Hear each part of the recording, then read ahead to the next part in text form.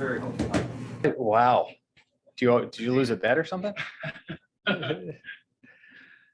right. Good to see everybody. One thing to share, Bo Naylor will join us today on the taxi squad. So he will be able to work out with the team beforehand, occupy the bench, catch bullpens during the game, things like that. So that's all I have. Any questions you have? For him to be activated, maybe play one of these games on stretch. We're talking about a lot of scenarios right now as we look at our roster for the balance of the season and what that could look like going through the postseason. So I'm not sure I've got clarity on what that could look like yet. Hey, Chris, other than batting 300, getting 175 hits and playing Gold Glove caliber left field, what were your expectations of Stephen Kwan this season? Exactly that. Yeah. Thought he may hit like 303 or something. No. I think one of the things we have always appreciated with Steven is his relentless desire to get better and utilize every resource available to him to continue to improve and continue to grow. And, when you have players that have that mindset, you never want to set limits on them. And I think Steven's a great example of that, of, someone who's taken advantage of an opportunity and continued to build on that and get better every day. Tito mentioned the other day how impressive it is on face level, but then the fact that he's leading off as a rookie for a team that's winning and just won a division title. I mean, can you appreciate just what that entails? Yeah, I mean, there's so much to that, Tom, as you said. Like, it's not just to kind of come up here and we've talked about it. I think I may have shared this the last time we connected. Is that we talk about it all the time. We're not looking for players just to come up here and get opportunities and play. We want them to contribute to helping us win games. And Steven embodies that as well as any player that's transitioned to the major leagues from us. From day one, he has found a way to contribute to helping us win games every night. That's whether that's offensively, putting a ball in play, moving a runner over, the way he runs the bases, the way he plays defense. I was thinking about the other night. There aren't many times you can go back through the course of a year and remember when Steven's made a mental miscue. And if it is, I guarantee you he hasn't made it twice. And that's so hard to do for a young player. And Steven's done that so consistently. And as you said, he's done it for a contending team. The best of 3 wildcard series is pretty new. I think 2016 or 2020 kind of had that. But yeah, what are some of the challenges or the thought processes going into assembling a roster for that, knowing that if you advance, you've got another 5-game series right after? Yeah, those are things that we're trying to work through now. In the past, there were times we had to work through just a 1-game scenario and then transition to a 5-game. This is obviously different, going from a 3-game to a 5-game. The fact that all 3 days are, they're consecutive has an impact on it. So those are all things we're trying to work through. We spent a lot of time discussing what the right roster composition could look like. How do we factor in, those 3 games and then the schedule after that? So there are a lot of different considerations at play. Is there the requirements on how many position players and pitchers? There are. Carry? Yeah. What is it? 13 and 13. No. It can be no longer. I'm sorry. It could be no more than 13 pitchers. You guys aren't affected by it, Chris. I mean, other than it being your opponent, were you in favor of the 3-team wild card when it was initiated this year? It has felt as a wild card team, like just to play 1 game and have an entire season come down to one game never felt right. So having some additional games in the wild card round, I thought made sense. There were a lot of different formats that I know the league weighed and considered. And I think after we get a chance to experience this, we'll get a chance to learn and see, not just us, but as a league, like, is this the right format or do we need to make some adjustments to it? But generally, I like the idea of not having a season come down to just 1 game. Chris, we can see Bo's numbers. Obviously, because we're here. What have you guys seen in Bo Naylor that you guys excited about last year to this year? Again, another guy that continues to develop, and I mean, really in every aspect of the game.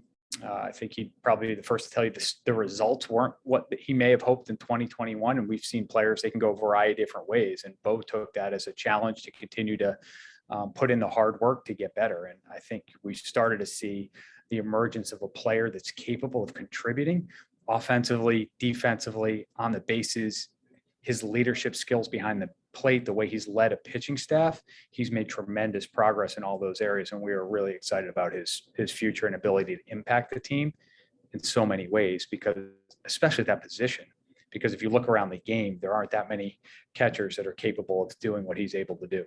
Say that I know he had lead off a lot, he had over 20 Yeah. stolen bases. Just, is there ever that temptation in the back of your mind with a guy that can run that well, do that, to move in from that position? You kind of answered. Well, we think it's a competitive advantage to have that type of player that they can catch and play a demanding position. That has a chance to be, as we look at building rosters in the future, a competitive advantage for us. And again, he has to first and foremost be able to receive and lead a pitching staff, which Bo has been tremendous at. And then you layer on his offensive abilities, his ability to run the bases, and it starts to get exciting to think about the possibilities.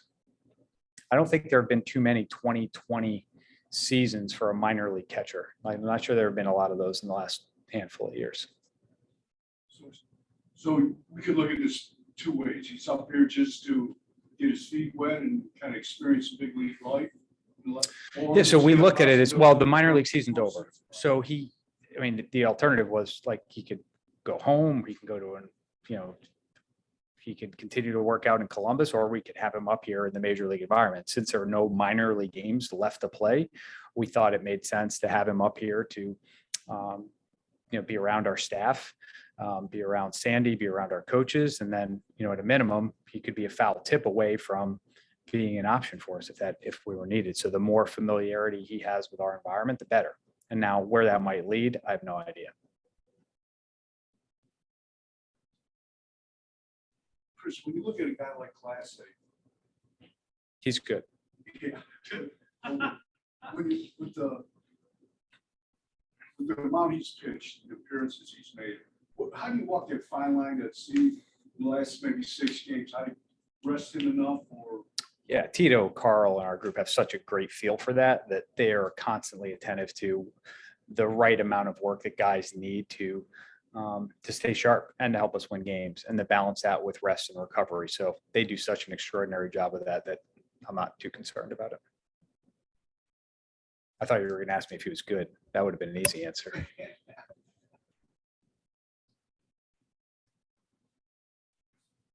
Anything else?